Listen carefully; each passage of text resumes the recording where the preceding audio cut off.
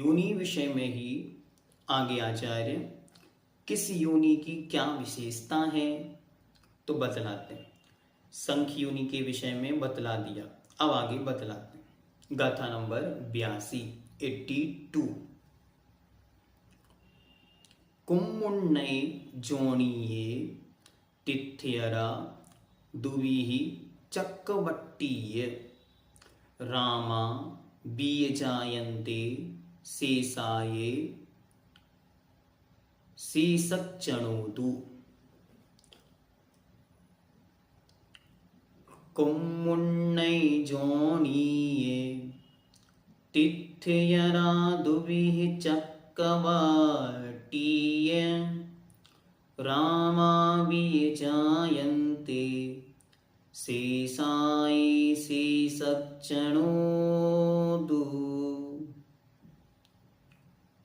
एक एक शब्द बहुत महत्वपूर्ण है, हम सबको ये विषय जानने योग्य हैं। यद्यपि मैं तो ये कहता हूं स्मरण योग्य हैं, एक बार सुन के जीवन पर्यंत के लिए ध्यान रखने योग्य हैं।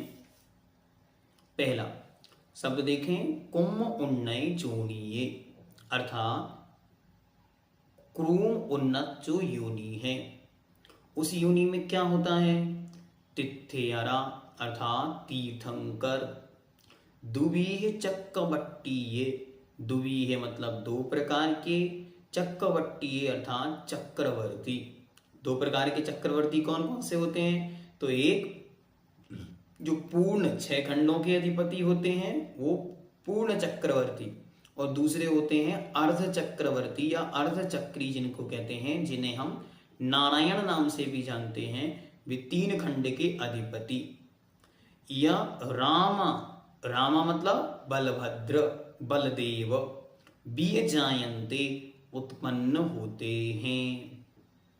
तो आधा अर्थ ये हुआ शेषाये शेषच्चणोदि, और शेषाय अर्थात बची हुई योनि। अब बची हुई योनि कौन सी है? तो बची हुई 2 हो गई, तो संख्यावर्त तो बता दिया, कोई जन्म ही नहीं लेता, तो अब बची केवल वंशपत्र। तो वंशपत्र योनि से शेषाये बचे हुए सभी जीव जन्म लेते हैं। ठीक हुआ? देखो प्राकृत की गाथाएं ऐसे सरल अर्थ बोलती हैं, एक एक शब्द गाथा स्वयं बोल रही है।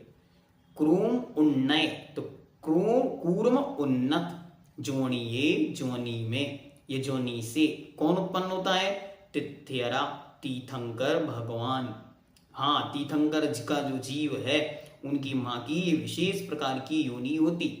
आचार्यों ने अच्छी तरह लिखा कि वह पूर्व दिशा से ही जन्म हो सकता है सूरज का, अन्य दिशाओं को सौभाग्य नहीं। ऐसा क्यों लिखा? इसी पंक्ति के कारण लिखा।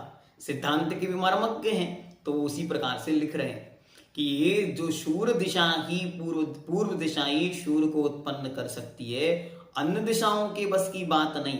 ऐसे ही तीर्थंकर को उत्पन्न करने के लिए सामान्य योनि कार्यकारी नहीं है। कूर्मोन्नत योनि में तीर्थंकर, चक्रवर्ती, अर्धचक्री अर्थात नारायण तथा बलभद्र अथवा अपी शब्द की सामर्थ्य से अन्य भी महापुरुष उत्पन्न होते हैं। हाँ,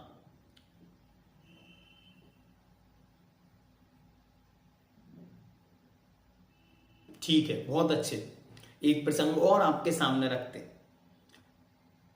पंडित प्रवर गोपाल दास जी के कथन अनुसार यह मालूम होता है कि यहाँ पर अपि शब्द रजनः अपि ऐसा पाठ होना चाहिए, क्योंकि भरत चक्रवर्ती, प्रथम चक्रवर्ती भरत महाराज जिस योनि से उत्पन्न हुए उसी से उसके 99 भाई और एक बहन भी उत्पन्न हुई। इसका अर्थ यह है कि वह योनि यद्यपि विशिष्ट योनि है, लेकिन उससे उत्पन्न होने वाले जीव भी विशेष होते हैं। ठीक है, मतलब ये नहीं मानना कि मात्र महापुरुष ही उससे उत्पन्न होते हैं, महापुरुष के अलावा भी अन्य विशिष्ट जीव भी उस योनि के माध्यम से उत्पन्न हो सकते हैं। बहुत अच्छे। फिर कहते हैं शेषाये। शेषाये मतलब बची हुई योनि, मतलब तीसरी वंशपत्र योनि में शेषचणोदु, शेष अर्थात साधारण पुरुष ही उत्पन्न होते हैं। तो बाकी सब कैसे उत्पन्न हुए हैं? वंशपत्र योनि के माध्यम से उत्पन्न हुए हैं। अब इसमें कुछ और थोड़ा सा विशेष देखते।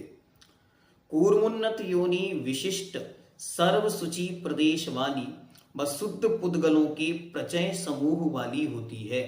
ध्यान से, ये योनि अत्यंत शुचि अर्थात अत्यंत पवित्र होती है और शुद्ध पुद्गल प्रचयों से युक्त होती है। उसमें तीर्थंकर, चक्रवर्ती, वसुदेव अर्थात नारायण और प्रतिनारायण, हाँ देखो शब्द देखते जाएं, दुवी चक्रवर्तीय, या से लेना है प्रतिनारायण, और नीचे रामा बी जायंती, रामा अर्थात बलदेव, वी और या भी, और भी कुछ, कौन? तो उन्होंने कहा और भी जो उनकी मां के गर्भ से उत्पन्न होने वाले हैं। मानो नारायण श्री कृष्ण जिस गर्भ से जन्मे, उससे उनके अन्य भ्राता भी तो जन्मे थे।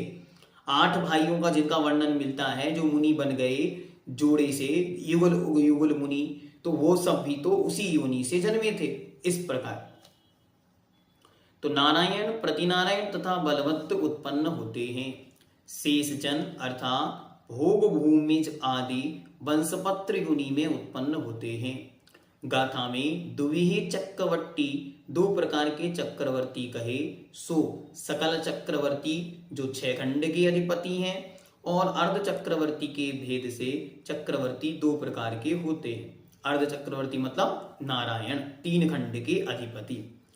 वसुदेव और प्रति वसुदेव अर्थात नारायण और प्रतिनारायण, ये दोनों अर्ध चक्रवर्ती होते हैं। हाँ, एक महत्वपूर्ण शब्द और सुन ले कि यहां पे उन्होंने दिया द्विबट्टी, द्विवीह चक्रवर्ती, तो दोनों प्रकार के चक्रवर्ती ग्रहण करने हैं। तो पहले में तो केवल सामान्य चक्रवर्ती हो जाते हैं, अर्ध चक्रवर्ती दोनों होते हैं, नारायण और प्रतिनारायण, तो दोनों एक ही शब्द से अर्थ निकलते हैं। रामा से अभिप्राय नारायण के बड़े भाई बलदेव से है। ठीक है, इस प्रकार से इसको भी अच्छी तरह से जानना। अब आगे आचार्य जो गुण योनि है उसके विषय में कुछ विषय को अपने सामने रखते हैं। जन्म के भेद और गुण योनि। ओम सिद्धम।